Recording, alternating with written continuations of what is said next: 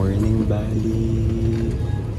Hello guys! Kumusta kayong lahat? This is Dave, the Kuripot Traveler, and for today's video, i-share ko sa inyo yung ating naging total expenses sa ating 7 days or 1 week na Bali solo trip. So yes guys, this is solo trip, DIY, and in Bali. I'm glad na ginawa ko itong solo trip. This is my first solo trip since 2018 in Bangkok and second solo trip in my lifetime, and no regrets. I'm glad na ginawa ko siya kasi I was able to expand my horizon, broaden my perspective, and of course, step out of my comfort zone. Nakakatuwa kasi marami tayong nami-meet na tao. Napipilitan akong makamit ng ibang tao as an extrovert. Feeling ko mas meaningful kapag nagkakaroon ako ng connection with other people. And if you're a solo traveler, kung gusto yung mag-solo trip rather, naghanap kayo ng country or place kung saan kayo makapag-solo trip, I think Bali is the place to be. Kasi marami talagang travelers na solo travelers just like me noong nag-travel ako. So marami din akong na-meet na solo traveler. Marami akong natututunan. Kung kayo ay magto-travel abroad or in the Philippines and gusto nyo maka-discount sa inyong mga activities, travel items such as SIM card, mga airport transfer, you can book your activities via Klook and use my promo code DaveGinukluk para maka-discount kayo. Pwede rin kayo mag-book ng hotel sa Klook gaya ng ginawa ko sa Bali. Sa Klook ko binook lahat. Comment ko sa baba yung links nitong mga tours para naman mabook din ninyo. So without further ado, here is the breakdown of our Bali 7 days na trip expenses. So for our round trip airfare, balikan to na flight ticket, 4,364 pesos. So guys, nabook ko ito sa piso sale ng Cebu Pacific. The key is talaga mag-book kayo ng piso fare para makatipid kayo. So binook ko ito last year. So usually naman siya, nabubuk ko yung mga piso fare like 7 months or 6 months or 8 months before my trip. So mag-abang kayo guys kasi dito kayo makakatipid. And wala itong check-in baggage. So yung 7 days ko na yon like backpack lang talaga. Kasi light packer naman ako. At hindi naman natin kailangan ng makakapal na damit or mga jacket sa Bali because it's a tropical country just like the Philippines. And our travel tax, it's worth 1,620 pesos na binayaran ko na sa airport before tayo mag-check-in. So for our accommodation na nabook din natin via Klook, so I decided na magstay sa dalawang touristy areas in Bali. So first in Seminyak and second in Canggu. So itong dalawa na ito ang hottest spots, alright, for foreigners or tourists para sa accommodation. So, sa Seminyak, ang binook ko doon ay Bali Ayu Hostel. So, 3 nights. Per night, nasa 1,640 pesos siya. For 3 nights, total niya ay 4,922.4 pesos. And yung Canggu naman, it's another area. Magkalapit lang naman sila ng Seminyak, magkatabi lang sila. Yung best accommodation ko talaga ay sa Coswan Hostel in Canggu. It's 1,428.6 per night. Your total for 3 nights ay 4,285.8 pesos. Like I met amazing people here, yung mga tourists sa solo traveler na meet ko dito.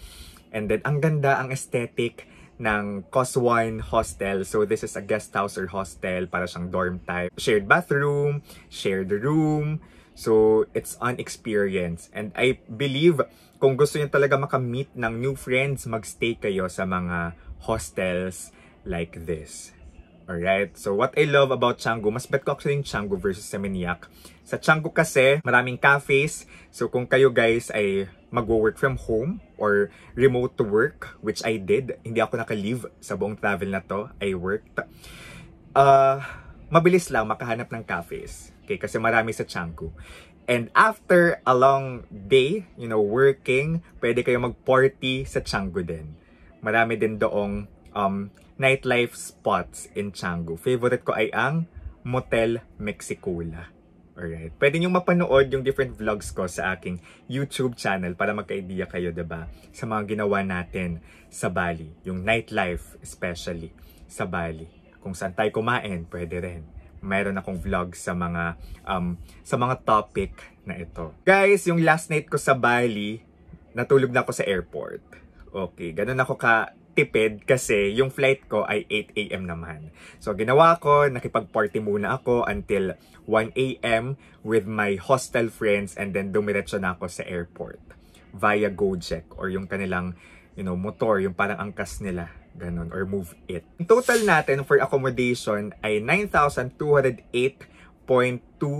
pesos. For accommodation, just make sure, gusto ko na nagsistay ako sa touristy area para at least malapit na lang yung mga tourist spots and there are higher chances of meeting fellow travelers. For tours, nag-book tayo guys ng 2 tours. So una, yung Bali Instagram tour na nasa 1,774 pesos. So yung Bali Instagram tour, kasama dito yung Limpuyang Temple, yung famous na Gate of Heaven, diba? Yung parang may body of water but actually wala siyang body of water. Rice Terraces na UNESCO World Heritage Site, and meron din kasamang waterfall pero hindi na kami nakapunta doon kasi inulan kami. And then of course yung Luwak Coffee, nagpunta kami sa coffee plantation and we tried the Poop Coffee, diba? So yun yung tinatawag na Luwak Coffee. It's one of the most expensive, if not the most expensive coffee in the world. Nainom ko siya sa Bali. So yung Bali Instagram tour, it's very worth it. Join-in tour siya in one car. And masaya din yung tour guide. And then Nusa Penida tour. So Nusa Penida, it's a different island from Bali. So we had to ride a boat. Nusa Penida tour kasama yung lunch. It's worth 2,293 pesos. So join-in tour siya. And again, similar to Bali Instagram tour, nakamit din tayo ng new friends, mga Filipina, and then mga Tunisian na tourist. So yung 2,293 pesos, sulit na siya. So nakita natin, yung rock formation in person na nakikita lang natin sa Google, sa sa photos ng ating mga friends na nagpupunta sa Bali or nagpupunta sa Nusa Penida.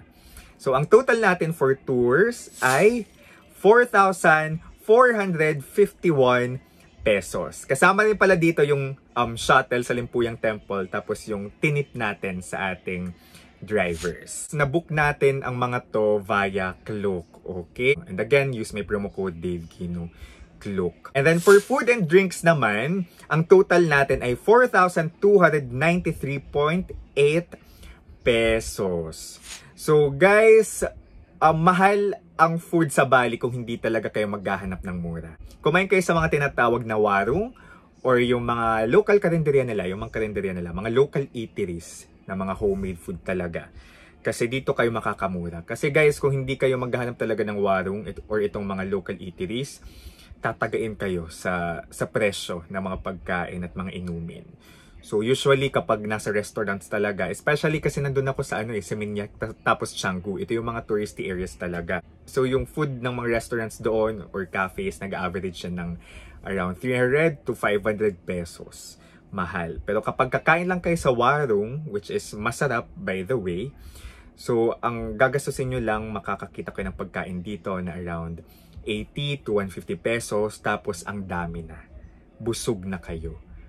Alright, so again tip, maghanap kayo ng mga warung or local eateries. And wag pala kayong iinom ng service water. Alright, wag kayong iinom sa tap water din. Bumili na lang kayo ng mineral water. Kasi may nababasa ako na Bali Belly cases kung saan medyo sumasakit yung tiyan nila kapag nakainom sila ng tap water. Pati sa pagtututbrush din, hindi rin ako gumagamit ng tap water. So it's better be safe than sorry. So lagi na lang kayong gumamit ng bottled water. Okay?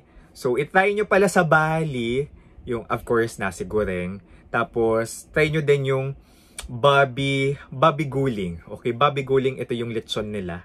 Ito yung roast pig sa Bali na similar sa lechon natin.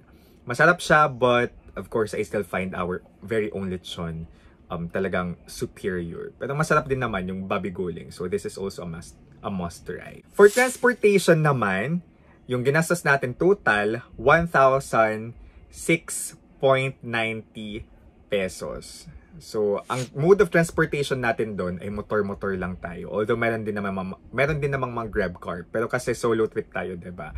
So, motor-motor lang. Pwede kayo mag-book via Gojek. So, ito yung application nila na kailangan yung i-download. Meron din naman doong Grab. Okay, pwede kayo mag-Grab motor bike. So, tina-traffic.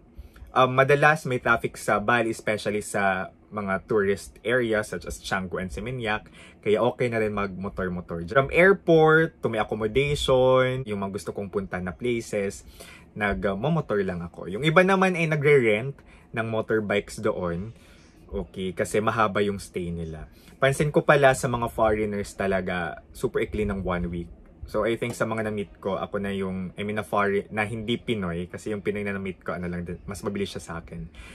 Pero yung mga Westerners, talagang nagtatagal sila doon. Like, weeks, even months na nagsastay sa Bali. Ganon sila nag-e-enjoy sa Bali. Ang total nating gastos, kung ito total natin, ay nasa 24,943.73 pesos. So, almost 25,000 pesos. Sa accommodation, guys, actually, makakahanap pa talaga kayo ng mas mura. Sa food din, kasi majority sa mga kinainan ko ay restaurants talaga.